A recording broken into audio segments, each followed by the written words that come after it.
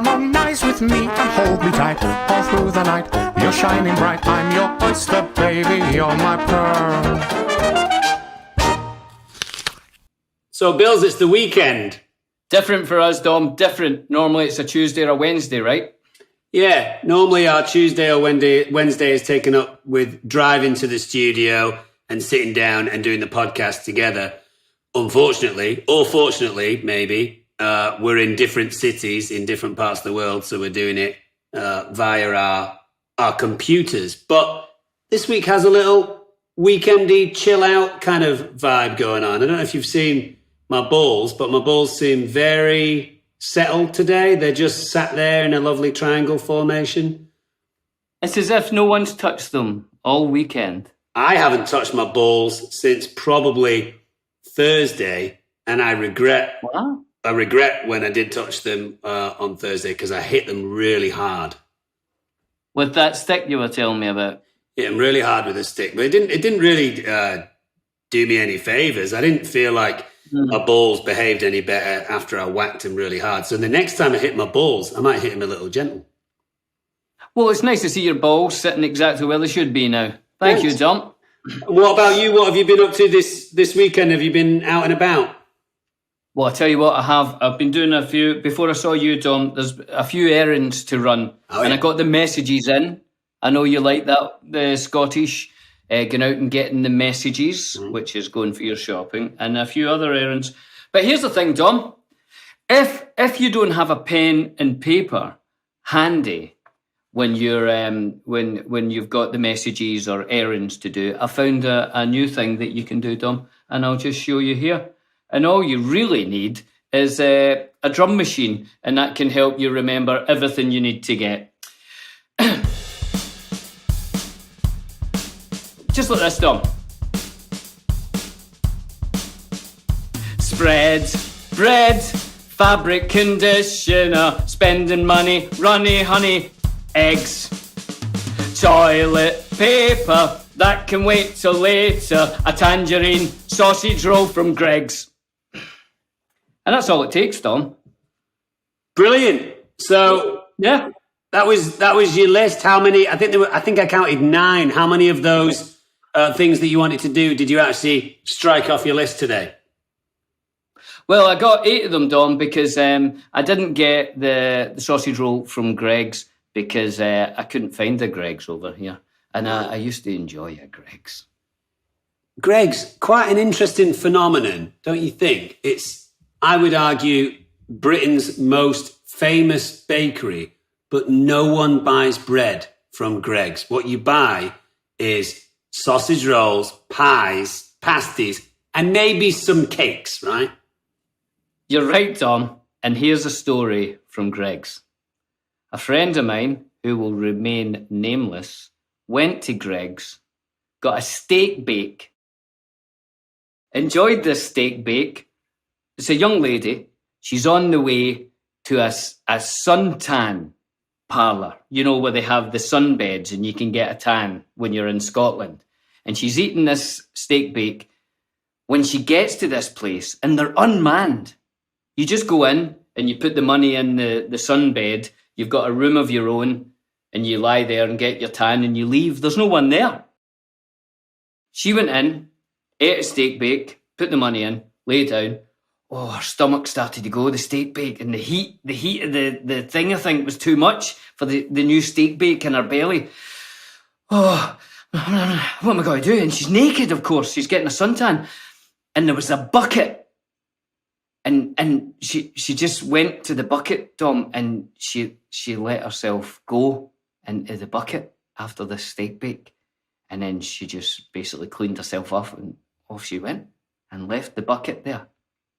What do you think of that? It's unfortunate for the cleaning crew that comes in maybe a day later or a couple of days later just to make sure that everything's fine for the next client, and they find a bucket of shit. Do you think maybe she'll think that somebody's tan had just fell off into the bucket? It's a sad story. Anyway, moving on, Tom. It is. Just to finish that story, for any of our listeners or viewers out there that are not fully aware of what a steak bake is. Just break that down for people. A steak bake is basically like, I think it's kind of like a steak pie in a sort of puff pastry, isn't it? Yeah. So you've got like steak and maybe onions and a little bit of gravy inside a puff pastry. Don't eat before you go to a suntan bed. No. Never do that. Never eat yellow snow. I'll tell you my favourite butcher joke, which you know. It's a classic one. A man comes into the butcher's and says, "Hey, where's your assistant that you had here last week?" And the butcher says, "I caught him with his dick inside the bacon slicer." And the man said, "Oh my God, what did you do with the bacon slicer?" And he said, "I fired her as well." We might need a few bleeps on that one. Yeah. For fuck's sake, Johnny Clues. Fuck you. I just checked my pocket and realised that my earring is in my pocket because I was cleaning my ears earlier on with salt water. Earring? Yeah, because look, tiny little earring. Because if you don't clean your ears every so often, especially the little hole, the new little hole in your ear, it can get a little, nasty or naughty or gunky. So it's good. You don't want that. You don't want seepage. You don't want seepage. So you get a little bit of salt. Oh, I keep missing my ear hole. I said ear hole. You get a little bit of salt and a little bit of hot water. Yeah. And you melt the salt in some hot water, and then you just kind of swish that around your ear. Oh, I can't do it. It's going to make my ear bleed. It could be a two-man job, that. I'll help you with that when you come home. Don't you worry. I think a lot of girls are very good at putting earrings in without needing, a visual aid like a mirror. But when you first done it, I've never had a piercing. Yeah, I remember saying to you back when I got mine that I was very surprised that in the 80s you didn't do it. Oh, I almost had it then. It never occurred to me. Did you have your ears pierced when you were younger as well? No, this is the first time. I first pierced my ear when I was 44. Wow. Yeah, I still can't. I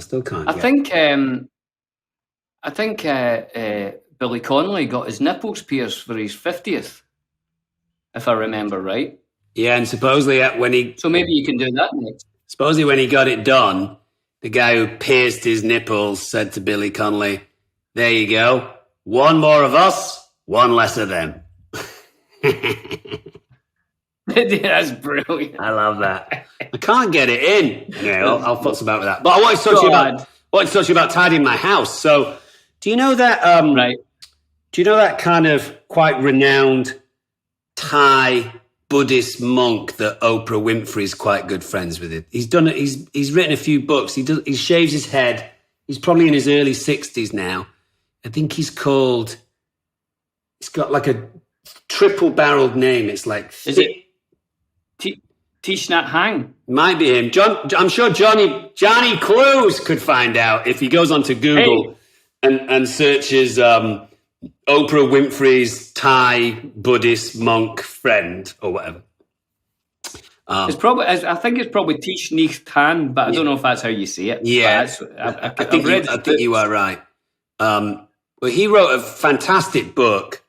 Has written quite a few great books, but wrote a book. I can't remember, but the name of it. But in the book, he talks about washing the dishes, and he says if you're going to wash the dishes, then wash the dishes with 100% of your being and 100% of your presence, and wash the best dishes that you've ever washed, and enjoy it and enjoy the experience, and blah blah blah. And I remember that really resonated with me years ago. And back when I was a kid, tidying the house, being forced by my parents to tidy my room or tidy parts of the house was like the worst thing that could ever happen to me. And after reading that guy's book, I just flipped that switch of okay, now try and get enjoyment out of the process, not just having a tidy house, but the process of cleaning the house. So today, went to the gym, tidied my house, and it was a joyful experience. But putting that earring in your ear's not that joyful at the minute. It hurts. Just enjoy it. Yeah, I Just enjoy it. am. I'm trying my best. I just can't find the hole. I don't know. It's tricky. Oh. Yeah, it's not easy. Are you doing it while looking at yourself? I'm doing it. It's like backwards in the camera. So when I go left, it goes right. That'll never work. You know what I mean? Hang on, I'll be back in a It's the sec. same as, see, when you draw a sword, Dom. When you draw a sword, I'll just tell the audience because you're off to do something. If you draw a sword and then you're trying to put the sword back into your scabbard or whatever it's called, don't look at the scabbard or whatever it's called. You just do it like by kind of feeling the sword, not the sharp end, and then put it back in the scabbard. Don't look, because if you're looking, it'll all go wrong. And that's probably the same if you're trying to insert an earring into your new ear hole. It's so much easier doing it in a mirror when you can get up close than doing it in a webcam. But we got there eventually. Have you got one of those like shaving mirrors that makes everything really big? Yeah, terrifying as well. Like Yeah, 3 times magnification around your eyes can look very strange sometimes. It's not great, is it? It's We're not all falling great. apart. Oh, I remembered what I was going to tell you. We have a guest today. We've been doing this semi-regular section of the show where we talk to someone who has an interesting job. Fantastic. Was Jolly Jobs? Jolly Jobs, Quirky Worky. It worked. Are we settling on Quirky Worky? Quirky Worky. What did we settle on? I think it was. Quirky Worky. I think but wasn't there a few more? We had Quirky Worky, Japery Jobs or something like that, or Jokey Jobs. Japery Jobs. I don't know. Interesting industry. Vivid Vocations. We had a few, I think. Anyway, Fabulous forays. Today's wonderful guest has been working in the zoo industry for almost 10 years.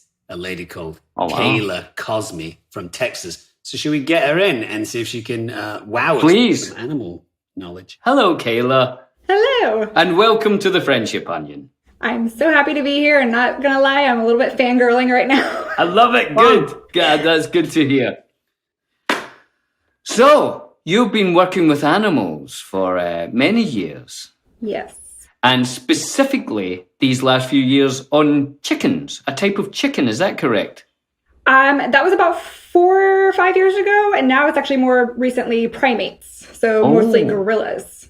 Could you quickly tell us the story of the chickens, which I read in your the breakdown of what you've been up to that I found really interesting? Yes. Could you give us a little bit of history of that? For sure. So there's it's called the Attwater Prairie Chicken. They are native to here in Texas, and they have pretty much almost gone extinct in the wild. And because of the zoo that I work at, as well as a couple of other zoos, we've worked together on a breeding program to help raise them. And then eventually, when they're ready, we will release them back out into the wild. Incredible. So how did these specific chickens become endangered down in Texas? So kind of like the dodo bird, I kind of like to refer to them as the Texas dodo bird. They were just overhunted just by everyone that came here or back in the early days, and just that was their main source of food, and they were overhunted. Oh, And sometimes how would it's they a bad differ? thing to be delicious. Oh, I was going to say sorry, Bills. How would they Carry on. differ from a regular kind of farmyard chicken that maybe we're a little bit more accustomed to? So they're more considered a grouse, even though that they're they have chicken in the name. They're more closely related to like a turkey or a pheasant. A bit bigger. Mm-hmm. So how did you, before we get on to what you're doing now, how did you initially get involved with animals? And Dom is a good one to talk to on this because obviously he's the animal expert. Right. But how did your interest? Did you grow up in a farm or something? I didn't actually. I've always grown up loving animals. I had a dog growing up, and I was just always so interested in him. Like I would just do everything, like inspecting him, like playing with him, training him and whatnot. And so then I was actually going down the vet route. I wanted to be a veterinarian. And when I ended up getting an internship at the zoo, I realized I'd rather work with the animals rather than kind of more medically. I didn't want to go that route because I saw kind of more of like the everyday of that wasn't exactly fulfilling that passion in me. Whereas whenever I was an intern at the zoo working with teaching other kids about these animals and like inspiring that passion for them that I had, that made a huge impact on me. And so I wanted to kind of go that route instead. Which sounds kind of like what Dom did with his show Wild Things, which was, I mean, you can talk about this, Dom, but it was sort of about educating people about animals that a lot of people don't like, right? Snakes and spiders and anything that needs our help more because maybe they're shunned or ignored or vilified. I was always a fan of and continue to be. It's interesting because I think so many kids growing up that are hugely passionate about animals, the first thing that they kind of fantasize over in terms of a job is usually being a zookeeper. That was my thing too. I just thought a zookeeper was like the most glamorous job in the world. You get to choose from hundreds of different animals that you can interact with on a daily basis and just continually feed that passion. And then as you grow up, you realize that it's obviously a heck of a lot of work. But like you said, Kayla, I'm sure probably the difference between working at a zoo and being a veterinarian, most veterinarians certainly working zoos are usually kind of treating animals that are unwell and need help as opposed to, helping them out in their daily life type thing. Right, exactly. And now you work with primates. I mean, I have an interesting feeling about primates in zoos because obviously breeding programs in zoos are extremely important and need as much help as we can give them, especially with a lot of these vulnerable animals. The best zoos for me are ones that, obviously allow people to see animals and be educated on animals, but have a very serious breeding program. Primates in zoos can sometimes struggle with what that can mean for their life. Obviously, the zoos make it as pleasant as possible for them, but like, how do you find gorillas seem to behave in captivity as opposed to what we've witnessed of them doing in the wild? So the gorillas that specifically I work with, funny enough, whenever COVID really hit and we had to shut down and not have any guests, they actually showed signs of missing people. They were kind of looking around for them and whatnot. But to this, like, opposite of that as well is that some of the other animals, they kind of got used to it again. And so then whenever we started having people come back, there was kind of like, oh, people are back. But otherwise, they don't really care less about people, at least for gorillas. Whereas like the chimps or orangutans, they are more people oriented. So like they're more interested in our guests and they'll interact with them at the windows. And so it's interesting to kind of had seen that dynamic change between them. But for us and in general, we really focus on a lot of enrichment for the primates. So that's stimulating just that natural behavior for them, or also just giving them like different puzzles that they have to figure out. And they're very smarter than most people think. And a lot of people get shocked whenever we'll call their names out and they're like, wait, they know their names? And we're like, yeah, like it's kind of like your dog. Like if you call out your dog's name, just people don't make that connection all the time. And it's very funny to see that. Right, yeah, the difference between a pet and an actual, a full one. So for people who aren't experts like me, what makes a primate? When you put something in the list of primates, what makes a primate a primate? So there are a couple of different things. So humans are kind of considered primates as well. So there's non-human primates. So we have the great apes, which are going to be gorillas, orangutans, chimpanzees, and bonobos. And then you also have lesser apes, which are going to be the more gibbon species. Right. And then you have tamarins, and then just old world monkeys, new world monkeys. So the difference between apes and monkeys are going to be tail versus no tail. And then you're also going to see size-wise as well. So apes are going to be a lot larger than monkeys. Right, okay. And then you also have like even the smaller monkeys. So tamarins and lemurs are the, I always get wrong with this pronunciation, the Persimmon, I believe. Dom may help you here. Yeah. I feel like persimmon is also oh my goodness. I don't think it's a fruit. Well, that's a persimmon, right? Persimmon is a fruit. Yes. Oh, the English language is so complicated. It's so tough sometimes. So what's the name of the place where you're working just now down in Texas? Houston Zoo. Who's oh, right, okay. Lovely. Yes. So that's quite a big place then, is it? It's like it is. So we are size-wise, our zoo is actually not very big comparatively speaking. But we are one of the most visited zoos in the U.S. Right. Okay. Do you know how many? And then our biggest. I'm sorry, Kayla. I was going to say, do you know how many guests you would get on an average day? Ooh, so with COVID, it's kind of changed because we've had to limit the amount. So I'm not 100% sure on how much from the top of my head. Okay, that's all right. I know it's a lot.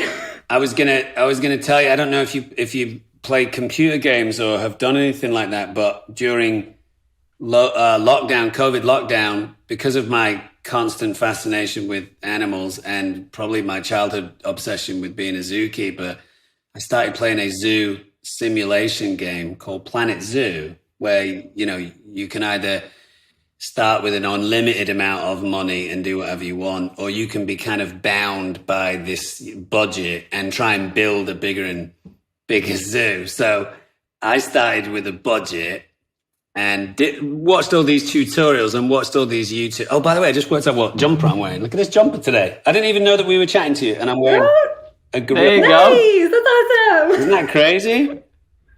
Yeah. And I pointed out your mandrill shirt, I guess, a couple of weeks ago that you were wearing. Oh yeah, my pixelated mandrill. Mandrills used to scare the heck out of me when I was a kid. That facial coloring just really used to unnerve me. I got to work with one briefly. Oh wow! But they're really cool. Yeah, they're very cool. So I'll try and finish this story really quickly. But this zoo where I got this budget, I watched this tutorial that said if you get a very simple animal to work with, like tortoises and maybe ostriches or emus, and then obviously this is in the game, let them breed and keep their offspring safe, then you can sell their offspring, and then with the profits you can eventually buy things like snow leopards and elephants and tigers and orangutans and gorillas and all this kind of stuff. I was like, oh, this is brilliant. I'll just tick away at this. So bought my tortoises and my ostriches, but I accidentally forgot to put a door for the zookeeper to get into my ostrich enclosure. So my ostriches weren't being I've heard fed, about people doing that. weren't being watered, and the heat went off, so they all died. And then my tortoises bred out of control, and I had nowhere to store them, so I had to rip up my zoo and start again, and I was really upset. It was so funny during when we were all in lockdown and stuff. I used to love watching Dom on Instagram asking questions of why are my ostriches all dying?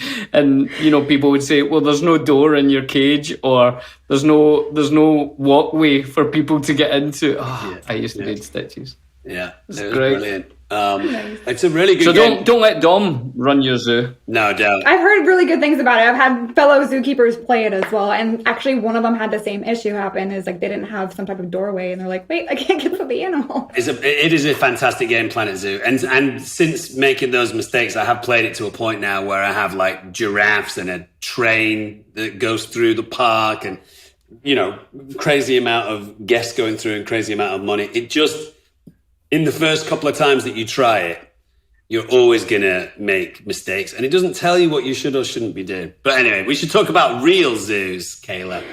Right.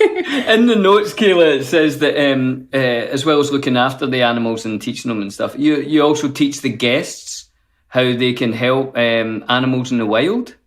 Right. So that's actually a big focus of our zoo, is that we want to connect our guests with animals in the wild. So that way they know, like, just by them visiting, their proceed of their tickets actually go to, we have a couple of, actually quite a few conservation partners that are actually out in the field that we help fund for them to either help animals actually in the wild, so by helping them, like vets and stuff there, or a lot of the times they're even raising awareness to locals on like how to coexist with them and what they can do to help save them as well, and like replanting trees and whatnot. Ah, fantastic. I mean, I think that's really important, how to do that sort of work if you're working with the animals over here. So that's a great thing to hear.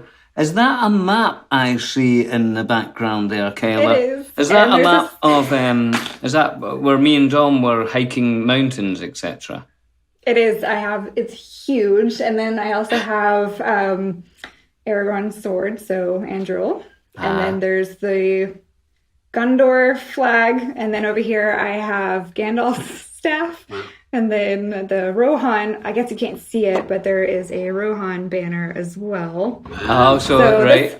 This room that I'm in, we call it our tribute room because it's pretty much the whole house has little Lord of the Rings stuff here and there. So anytime that people come over, I'm like, there's Easter eggs in this house. So just have fun looking for them. Oh, I love it. Well, maybe, do you have any questions you want to ask either me or Dom? Dom, as well as being an expert in animals, is also an expert in the land of Rohan. Of course. Yes. So I do actually. So one's like a more personal question, because I know both of y'all like food and like cooking and stuff. Is there any signature dish that you're known for that you really love to make? Dom? It would probably have Marmite in it for sure. I am a fan. I do a pretty good Spanish omelette, which over in Spain they call tortilla. Obviously different from the tortillas that we might know in England or the United States. A tortilla in Spain is like really thinly sliced potatoes with onions and some saffron if you're feeling a little saucy. And then you cook those up in a pan, and when they're just done, you crack a whole bunch of eggs in them and stir them around. Then you cook that, flip the pan, cook the bottom part, but not for as long. So you want the gooey part to be a little bit, not coming apart when you cook it, but just have a little give to it. I'm quite good at a Spanish omelette, but I don't tend to eat too many eggs. So it's kind of a few times a year thing. But when I do it, I smash it. I used to be incredibly famous, Kayla, for my red Thai curry, which I make completely from scratch. But I haven't done that for a while. But you've made me think about it again, so maybe I'll do that. Get the stuff in today when I'm out shopping. In terms of food, take pictures of it and put on Instagram. In terms of food, Kayla, just to go back to the zoo thing for a minute. I know you said you've been working with gorillas for a while. Is there a certain food that you know gets the strongest reaction out of gorillas generally, or are there different individual tastes for different gorillas? There is different individual tastes for dislikes, for sure. But for sure, bananas are the favorite, as well as frozen grapes. And so gorillas will actually do this humming whenever they eat, or like whenever they're about to eat. And anytime that they have seen kale, I have never heard the building so loud with all the humming that was going on, because they were just so excited about kale. Wow. So they eat kale? About 50, kale.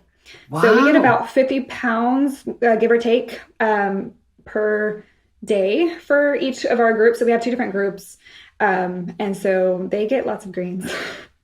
Wow. Fantastic. It's interesting. It's amazing. It amazes me that they get to that size, because we in our heads, isn't it, when we see bodybuilders and things, you think of, oh, they're eating red meat and blah, blah, blah. But gorillas eat bananas and grapes, and they're huge. It shows you that maybe... And they're strictly vegetarian. Yeah, it's crazy, isn't it? Yeah, I think there's a lot about nutrition that we don't quite get yet, huh?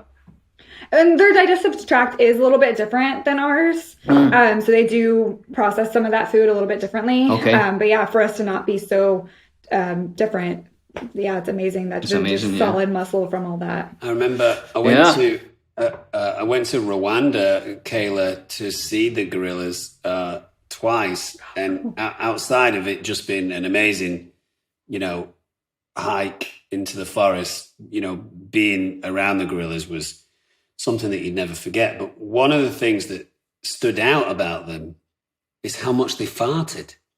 Yes, it is. It's really bad.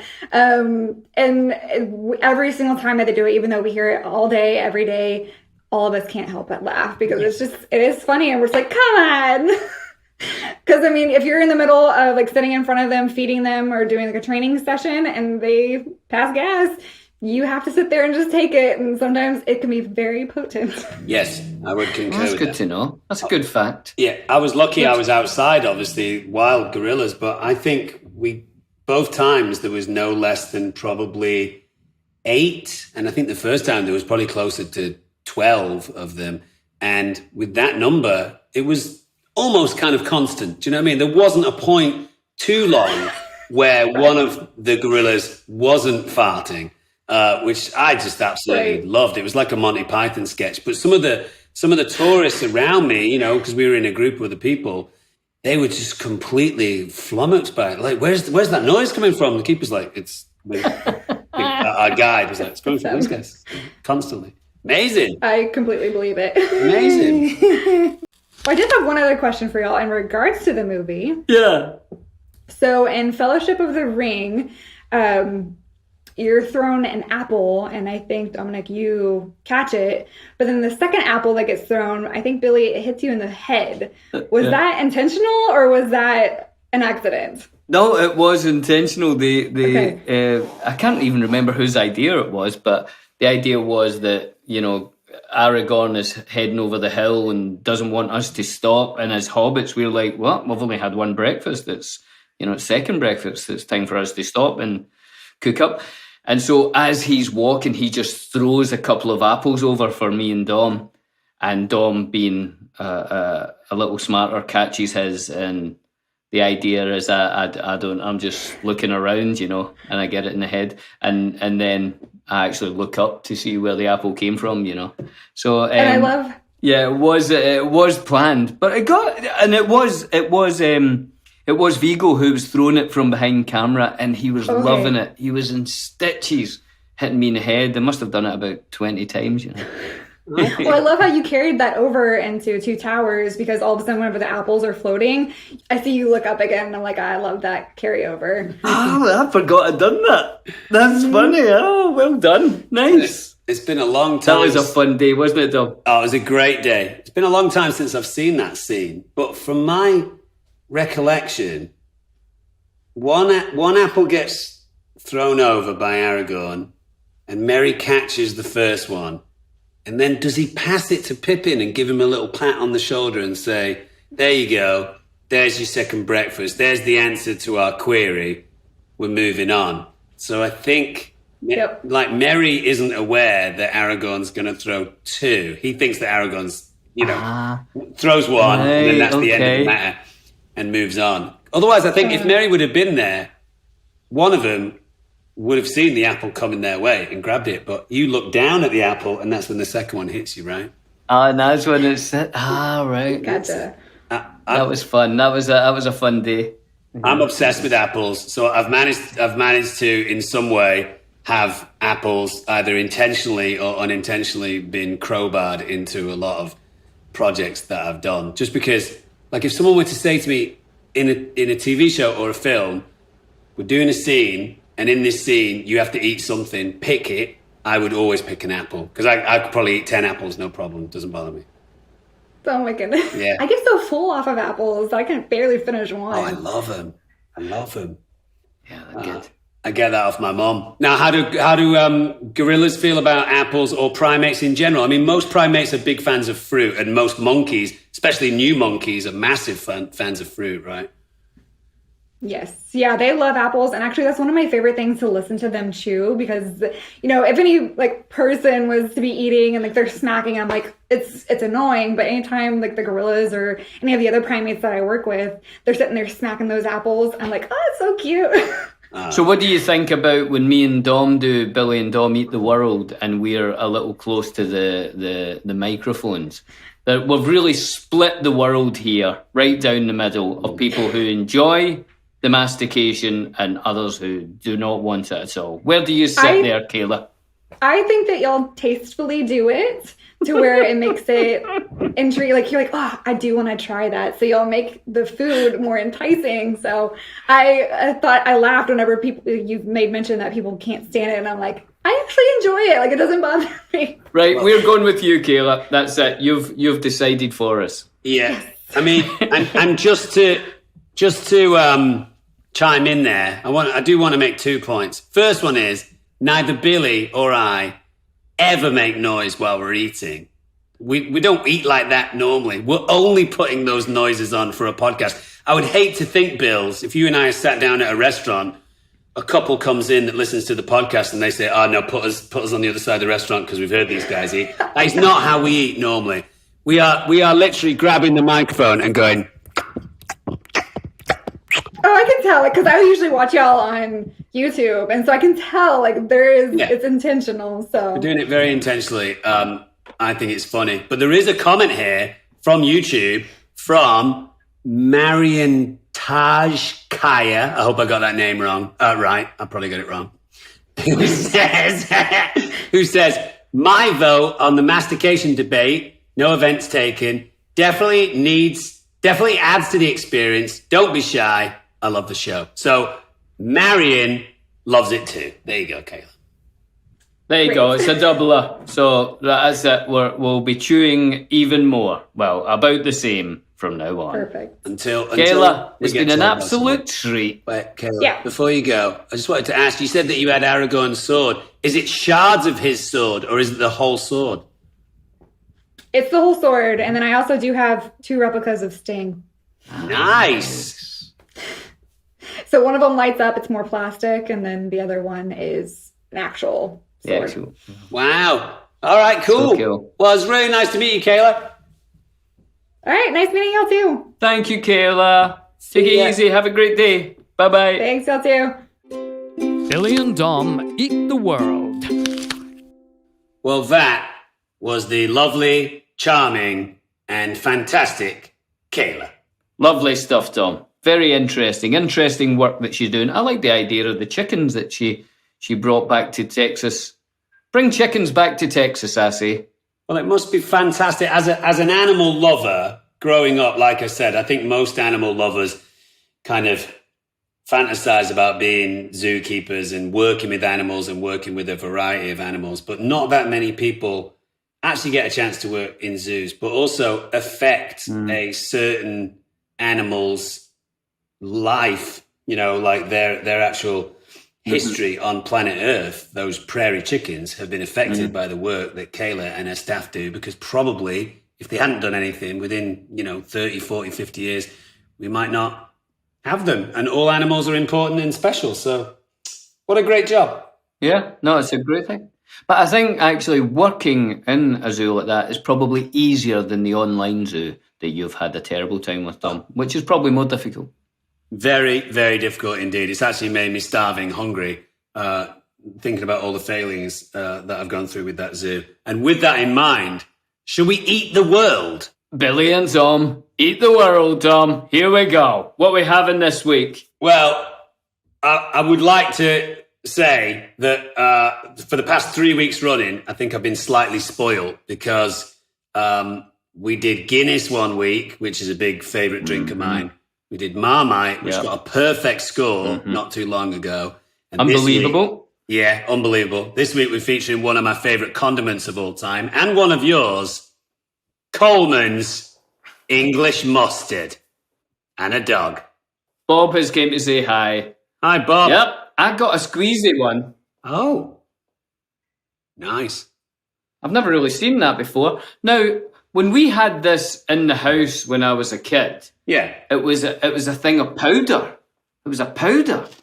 The powder. You had to mix it up. Do you ever get it that way? The powder is still available. And Johnny Clues, our producer, prefers the powder to anything else. And I've used the powder at times in certain recipes that ask for more of a dry feeling to the mustard as opposed to this mustard, which I believe is mixed with a little bit of vinegar. Is that right?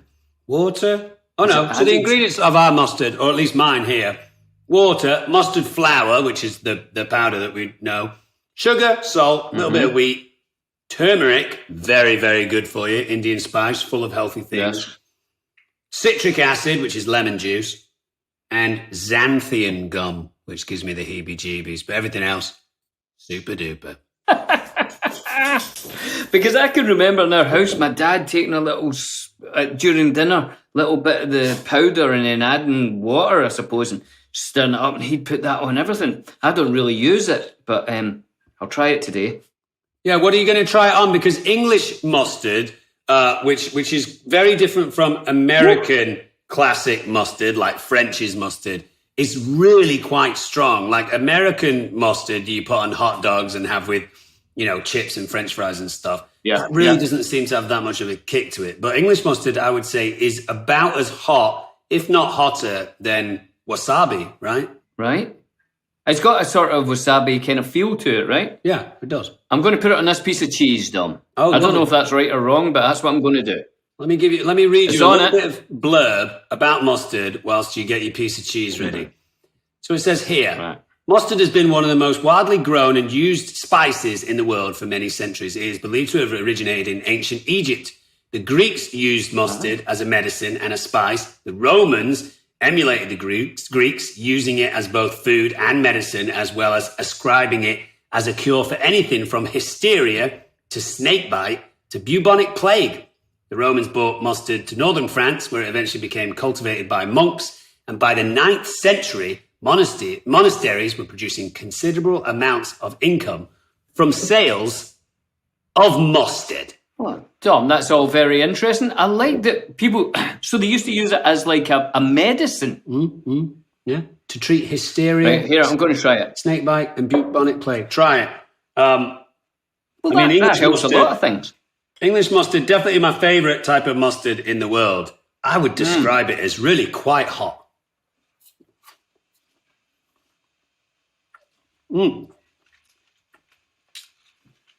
William, Wow, it's quite intense.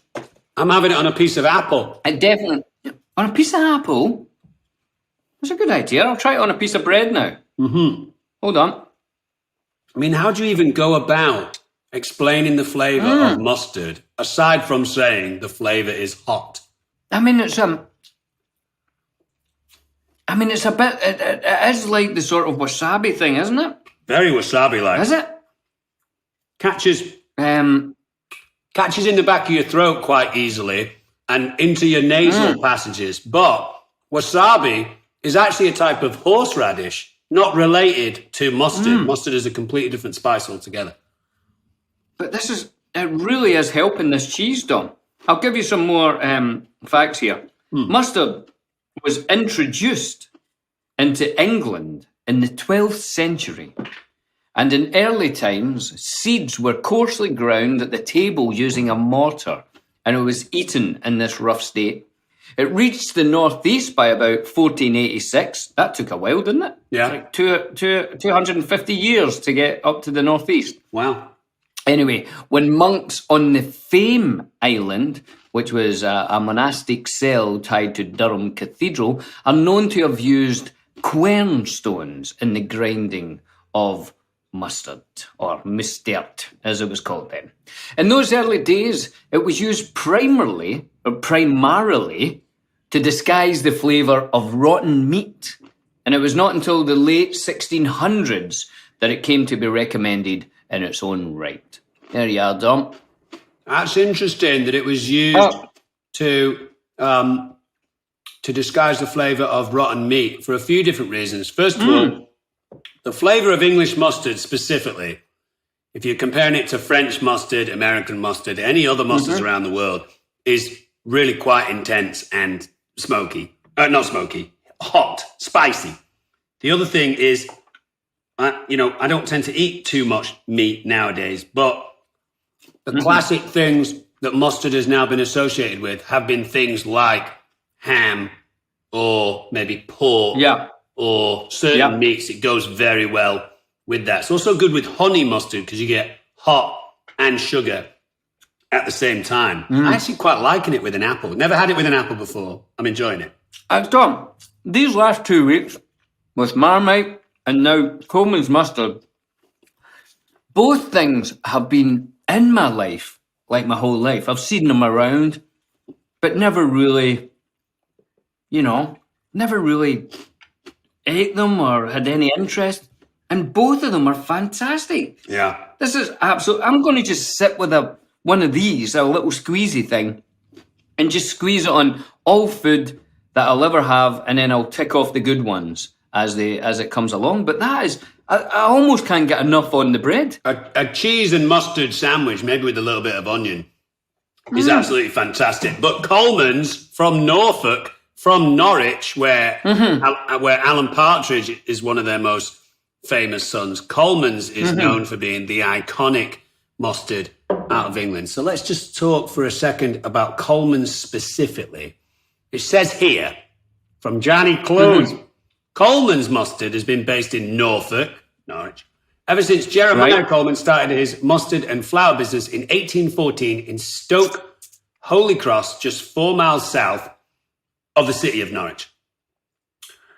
The process of making our mustard hasn't changed, says Colman's, since the beginning. 60% of the mustard seeds are locally sourced and still undergo a thorough sampling, cleaning, and drying process. It looks like it takes a lot to turn it into the Colman's mustard that we know. The seed dryer building, built in 1890, still uses original wooden sieving equipment from the 1950s. This ensures they reach the mill in tip-top condition. They are then crushed in break rolls, sieved in purifiers, and gradually reduced to a fine powder. I wonder if the people working in the Colman's factory have to always wear face masks. Otherwise, they will be inhaling mustard gas. Well, that is probably good if they're ever, all the things all the good that it does, it will stop. If they're ever going to be hysterical, it will stop that hysteria. Good point. Or if you were bitten by a snake whilst making mustard. The mustard gas that we've come to learn about, used in the Second World War, that has no correlation with mustard in general, does it? It's just called that. What, mustard gas? Yeah. No, that's something else, Tom. I think it's just called it. I've almost completely finished my plate. Honestly, I was expecting it kind of thing. Yeah, I kind of think it's all right, but it's really brilliant. I mean, I put that much on that piece of bread there, and it's. I don't know why I'm not eating these things all the time. I don't know either. I also really like it when it hits the back of your throat. If you take a little bit too much, it can sometimes knock your sinuses out, and sometimes that's what you need. I'm going to have a little half teaspoon of mustard. But isn't so you're just eating it like a soup now? Is this where we've got to? Hang on. No, Tom, I'm going to say that's 2 weeks in a row. You've given me something great. Woo! How was that? That was intense because it's intense anyway. So then just having it on its own is extremely intense. You and I like spicy food, so I can handle it. But I'm some sort of digestive system that specifically wakes up when it gets exposed to heat. So sometimes in the morning, if I feel like I've woken up in the morning and maybe my dinner from the night before is still messing about in my digestive system, apple cider vinegar in this to drink, and maybe half a teaspoon of mustard will just get everything moving. Oh, yeah. Maybe moving too fast. Yeah, I'm going to actually squeeze some in. See how that goes. Yeah. From my squeezy thing. I'm going to squeeze it. Ready? Do it. This much. Quite a lot.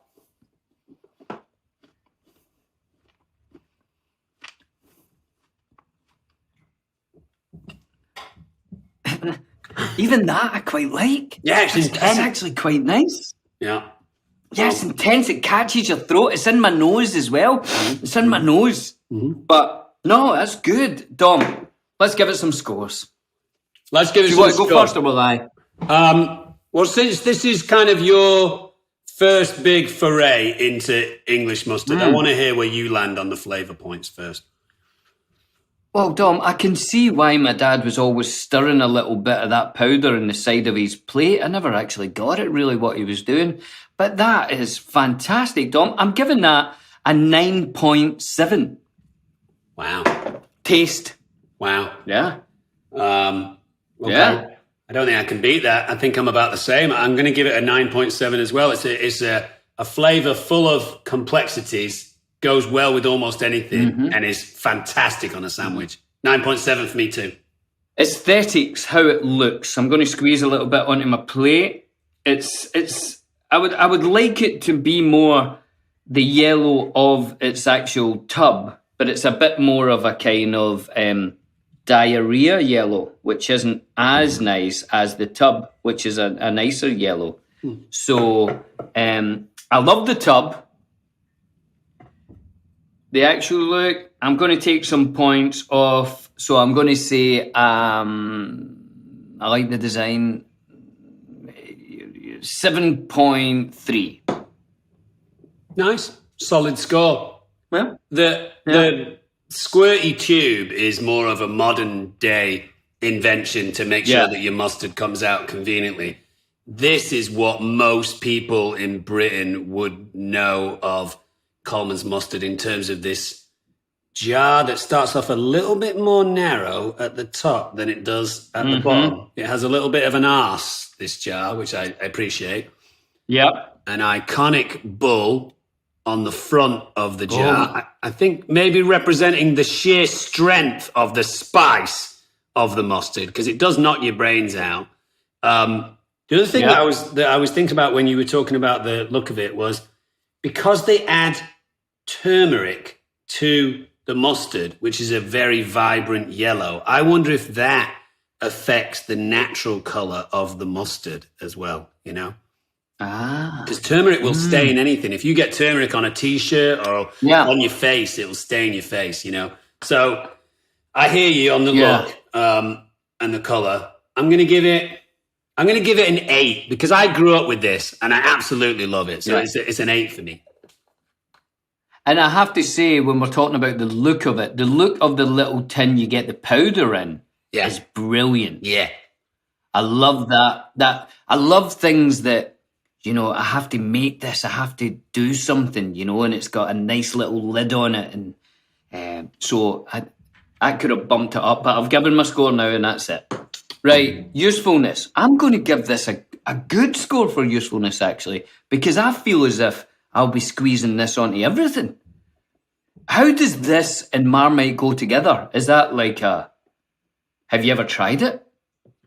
I personally would give that a pretty wide swerve. I think that would be a strange one, to be honest. I welcome your thoughts on it, but I think those two very strong flavors coming together might be a problem. But mustard with a bunch of stuff goes amazing well. Mustard and honey, mustard in any kind of sugary solution goes really well. Agave goes well with a lot of different meats, goes brilliantly on a sandwich. Goes good in pies, goes good in gravies. Oh, here's another thing. I mix it as well sometimes into my baked beans. If I'm having beans on toast, maybe I'll do a mustardy bean. Do you know what I mean? A mustardy bean sauce. Sorry. Salad dressing. Salad dressing. And pies. I mean, you've got to have a high usefulness. I'm going to give it a 9.8 in usefulness. Right. Yeah, it's very versatile. I mean, not only is the tube versatile, like you said, but the powder, which, like you said, the little vessel that the powder comes in with the little flip top kind of, hatch to it and stuff. For some reason, that makes me feel like I'm in a Dickensian novel anytime I'm working with mustard powder. Exactly. You know what I mean? Strange. Yeah. Suddenly you're transported back to A Christmas Carol or something. But mustard powder is used a lot in chefs' kitchens just to add a little subtlety to their dishes as well. So alongside all the things that we said, I don't think I can give it any less than a 9.5. I think it's extremely versatile. English mustard. And wait to hear this, Tom, is just a little thing to leave it with. So Jeremiah Colman, who was the great nephew of Jeremiah James Colman, who I think started it, he established the actual production factory in Norwich, which is where it still exists today. And Jeremiah James and his wife cared deeply about family values and looked after the employees like their own, even establishing a school for the children of all their employees and the company housing and sick benefit for everyone who worked there. Isn't that cool? Yeah, they seem like a nice... So it sounds like a nice company as well. Yeah, nice group of people, a family company. Yeah, and like you said, they've been around for a long time. They're one of the great staples. They have, I don't know if anyone knows, I'll get a close-up of this little stamp here that you sometimes see on British foods is a stamp by Queen Elizabeth II, the monarch of England, our queen. And what that means is that if in choosing a type of mustard, the royal family would prefer to choose Colman's mustard. And you find that on things like HB sauce. I think it might be on Marmite. I think it's on some sort of ketchup. It's on some sort of gravy browning. You see it in a lot of different places. And it basically means if given the choice, the royal family absolutely love English mustard. I love it. That's a great thing, Dom. Yeah. That was a good fact there. Well done. Good so, one. Colman's mustard, another high score.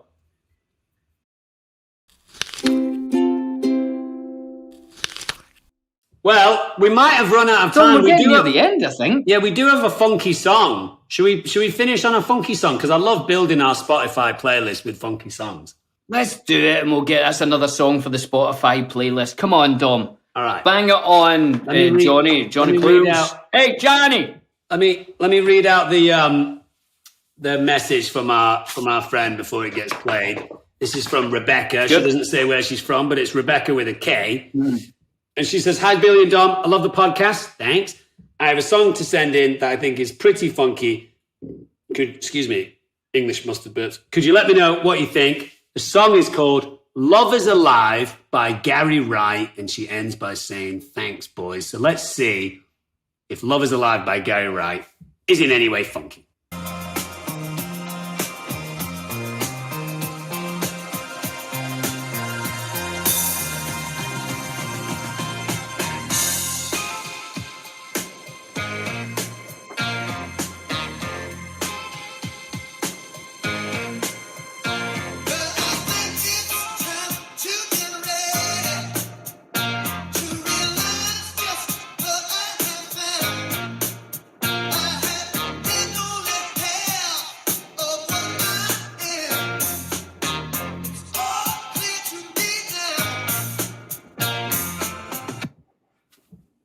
Wow. Dom, what do you think of that?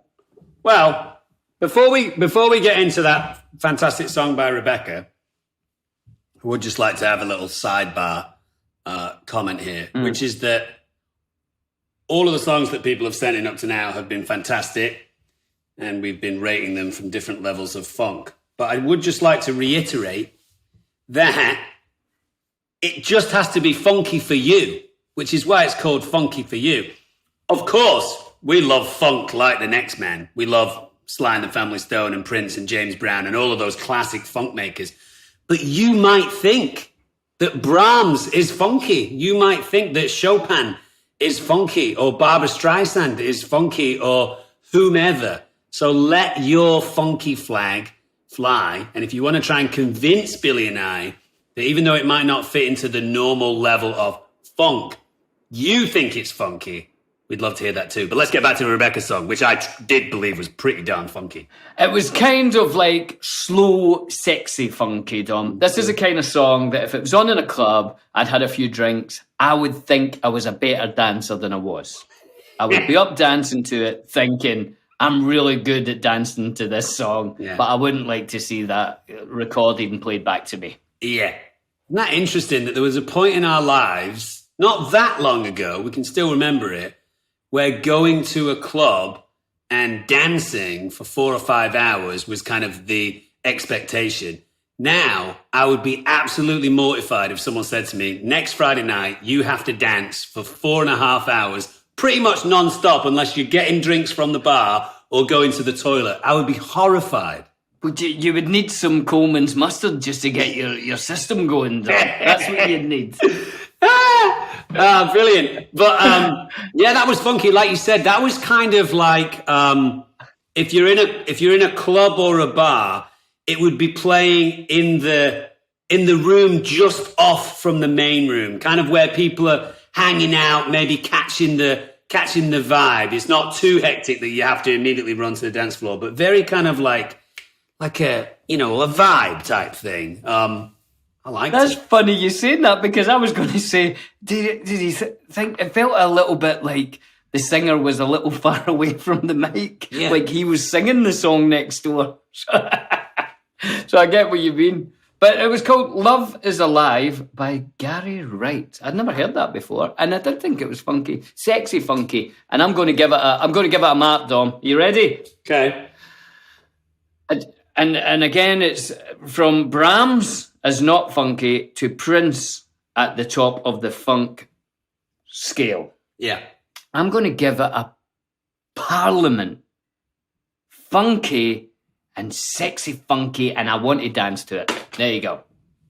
I like that you picked Parliament, because Parliament were able to kind of create a mood, weren't they? Create a vibe, kind of like you've suddenly found yourself in Parliament world. And that's what it felt like with this guy, Alex, was he's like, all right, sit down, I'll take it from here. I'm the Funkmeister General. I'm going to give it a mid-1970s Cher level of funk. Oh, not just 60s. When she was herself. Yeah, not like the height of Cher's funkiness with Sunny, where she's going off her head on funk. I mean, she's just coming down the side of having established herself as a funky gibbon, and now she's kind of, relaxing into it. But she hasn't found the auto-tune yet. No. She's not there yet. No, and she's not. I love it, Tom. She's not on a massive naval carrier that takes aeroplanes and possibly submarines and people across large breadths of oceans, wearing a negligee and singing to like 2,000 or 3,000 armed forces people. Well, how did that happen? Do you know what I mean? I'm interested. Because the captain of that ship would never wear suspenders like that. No way. No. Could get caught in a rudder or anything.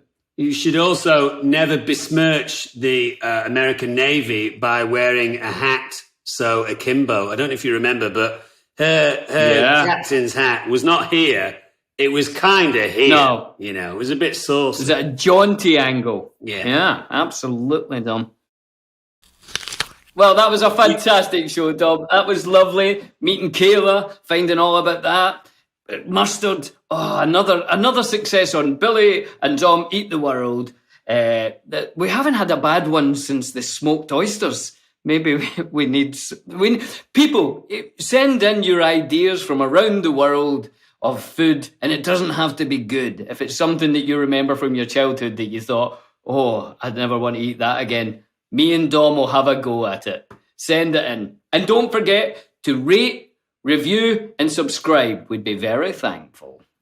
Also, you had said at some point, Bills, we're going to make that licorice, watery, sugary solution. Maybe we can have that on Billy and Dom Eat the World at some point. Absolutely. We'll have sugar ollie water. It'll take me 2 weeks to make, as I remember it, but we'll have that on very soon. Thanks, guys, for helping us get to 100,000 on YouTube. keep subscribing. We're going to get to 1 million by next week. And also, like Billy said, wherever you get your podcast, whether that's Spotify or anywhere that you get hold of your podcast, if you could rate, review, and subscribe to us, it helps Billy and I make more episodes and makes us feel all warm and fluffy inside. And you can also send voicemails to us at speakpipe.com/The Friendship Onion. Dom, go and get on a plane, and I'll see you next week in the studio. Sounds good. Lots of love, mate, and lots of love to all of you. Bye-bye. See ya.